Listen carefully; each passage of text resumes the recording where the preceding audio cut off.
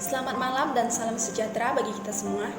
Saya Putri Megawati, mahasiswi Universitas Muhammadiyah Riau, Prodi Akuntansi semester 5. Di sini saya akan menjelaskan materi perkuliahan Akuntansi Keuangan Lanjutan 1 dengan dosen pengampu Ibu Siti Rodiah, SE MSc. Dengan judul materi perkuliahan Transaksi Antar Perusahaan Aset. Berikut penjelasannya. Baiklah, kita akan memulai membacakan soalnya. PT Pandawa telah melakukan pembelian 80% saham PT Satria pada 1 Januari 2015 dengan harga 800 juta. Pada tanggal tersebut, nilai wajar kepentingan non-pengendali sebesar 200 juta. Sehingga total nilai wajar PT Satria adalah 1 miliar. Nilai aset bersih PT Satria pada 1 Januari 2015 sebesar 800 juta. Perhitungan diferensial dari akuisisi PT Pandawa terhadap PT Satria dapat ditunjukkan melalui perhitungan berikut. Berikut ini adalah neraca saldonya PT Pandawa dan PT Satria.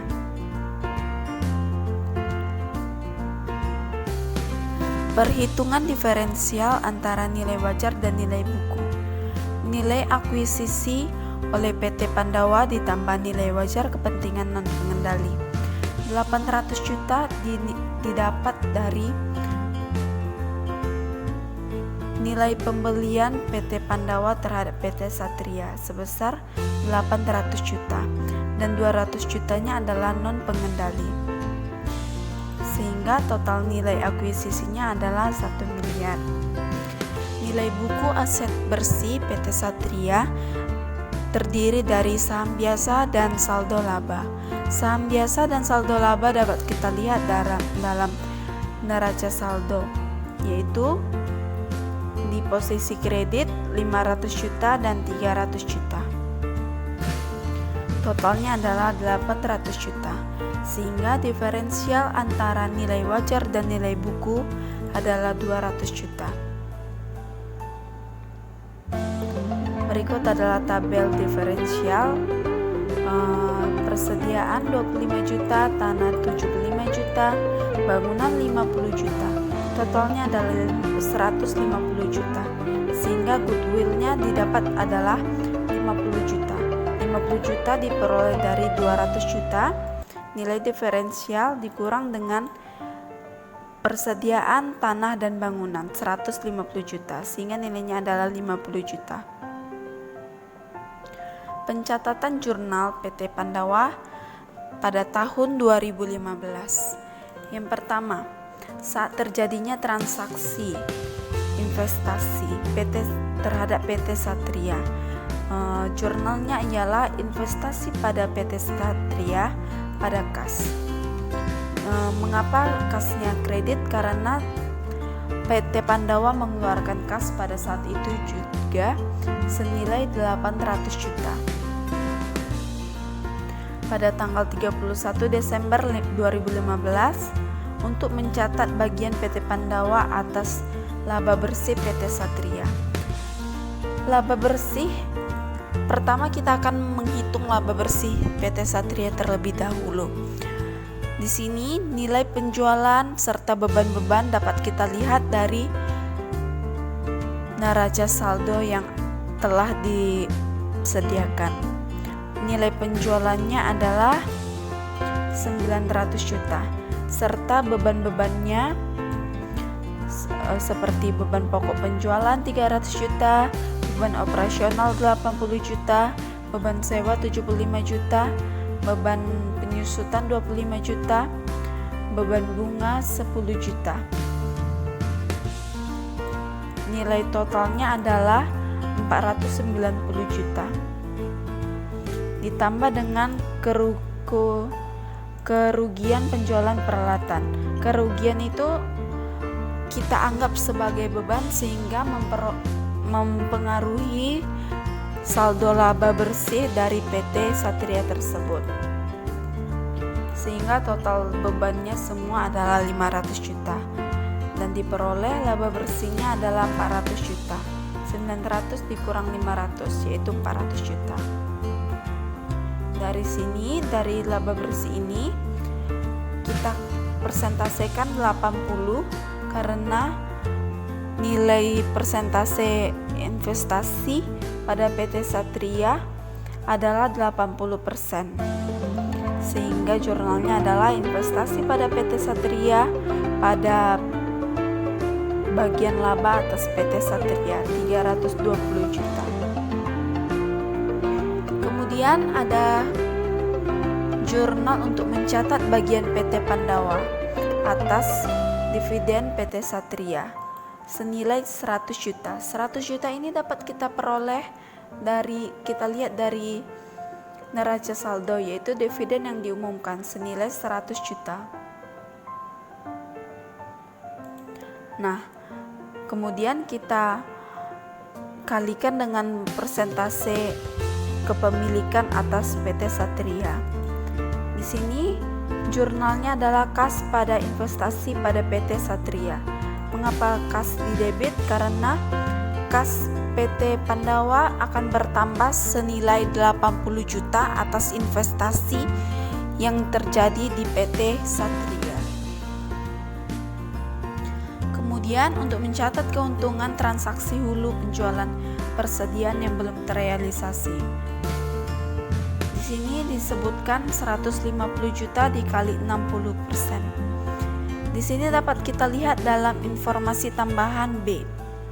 Informasi tambahan B yaitu dalam penjualan PT Pandawa tahun 2015 terdapat penjualan kepada PT Satria sebesar 400 juta dengan beban pokok penjualan sebesar 250 juta.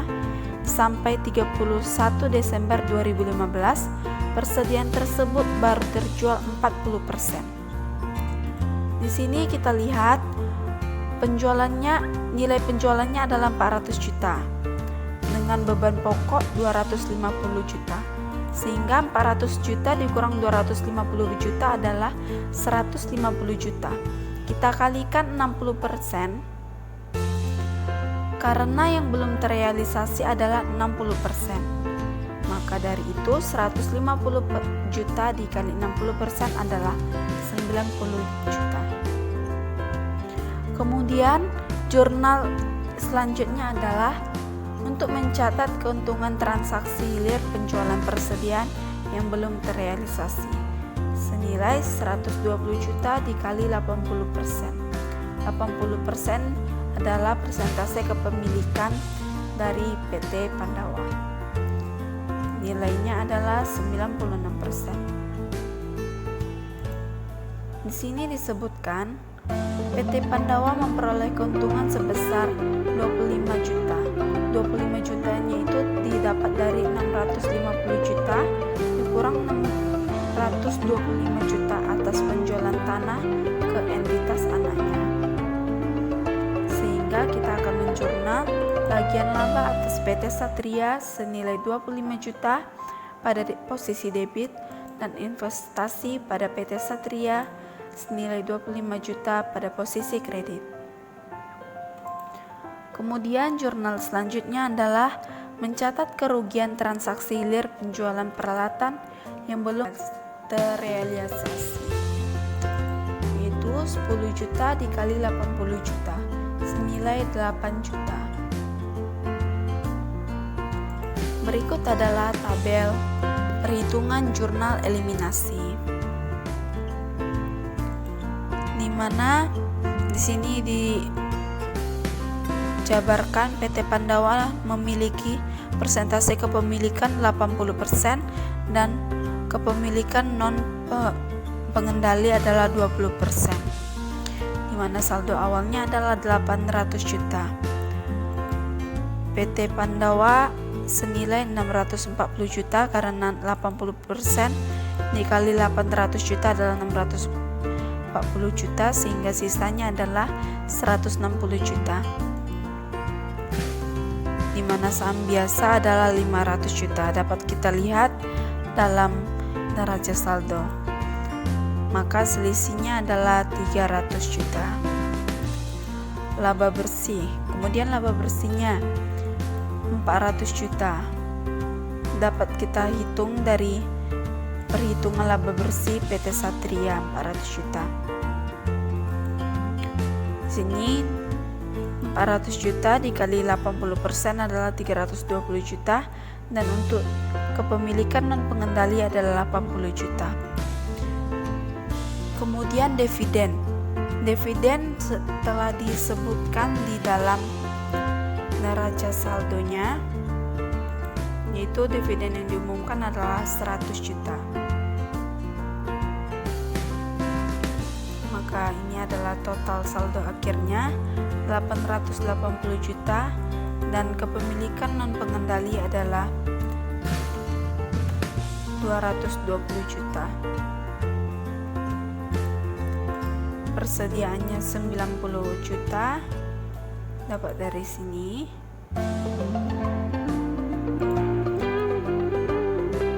Kemudian persediaan yang terrealisasi dalam transaksi hilir 96 juta, dapat dari sini.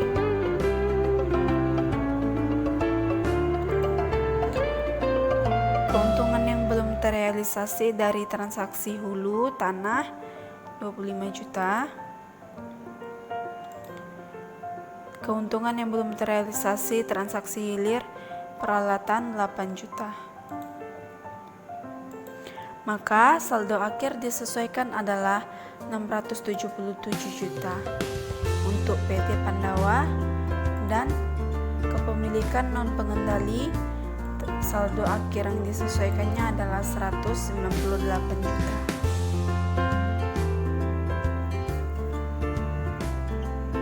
Sekian dari penjelasan saya. Bila ada salah penyampaian, saya mohon maaf, dan saya ucapkan terima kasih untuk perhatian teman-teman semua. Semoga ilmu yang saya sampaikan dapat bermanfaat bagi kita semua. Terima kasih dan selamat